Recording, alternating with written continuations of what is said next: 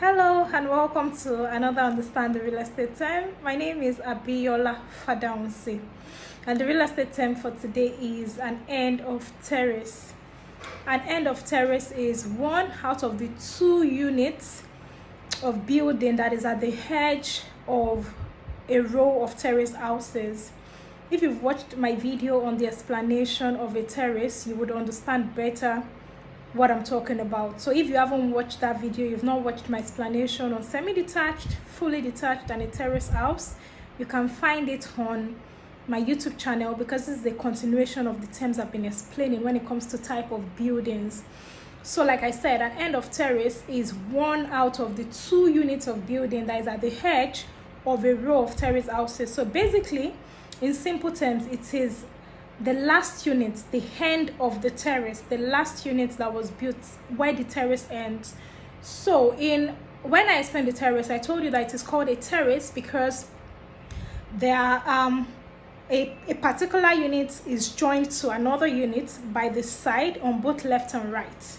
So there is no free space at all. But an end of terrace usually have a free space by one side because it is joined to only one unit, because that is the end of the terrace. That is where the terrace, the row of terrace, the unit where it stops.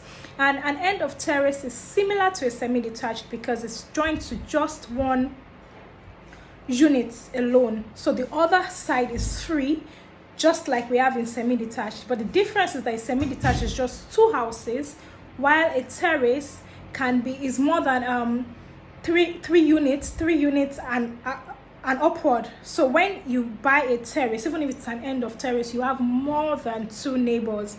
It could be up to 10, it could be up to 15, but so far it's more than 3, it becomes a terrace. And an end of terrace, like I said, is similar to a semi-detached because it's only joined on one side to one neighbor, but they are usually cheaper than semi-detached. And because an end of terrace is joined on only one side, just to another neighbor, one more neighbor, they have more space, and because of this, they are slightly sold higher than the units of terraces that are in between.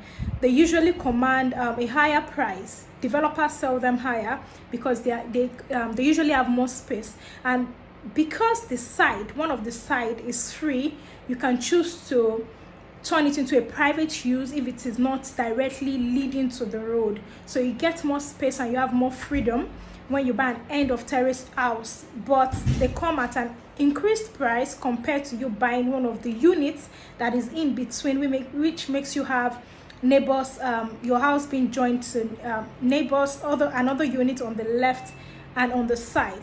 And when it comes to an end of terrace, there's really, because the units, that particular unit and other units were built at the same time, they usually have the same age and they usually have similar maintenance requests per time. So it's not different from the other units. The only difference is it's by the edge and it's joined to just one more unit as against two units when it's in between. So that is it, and I hope now you understand the meaning of an end of terrace building, and when you are asked what it means, you would make me proud. Okay, if you have any question, ask me in the comment section or send it to my DM. I'll be glad to answer you.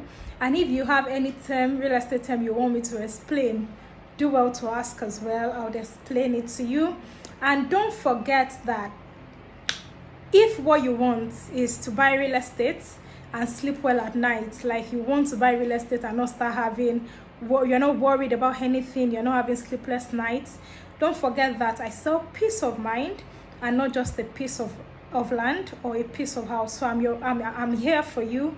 Just holler at me. I'll be glad to help you, to put you through. Make sure you do the right things and you get the right documentation, you get the right terms when you're making your purchase on real estate. So that's it today on Easy Real Estate with Abiola.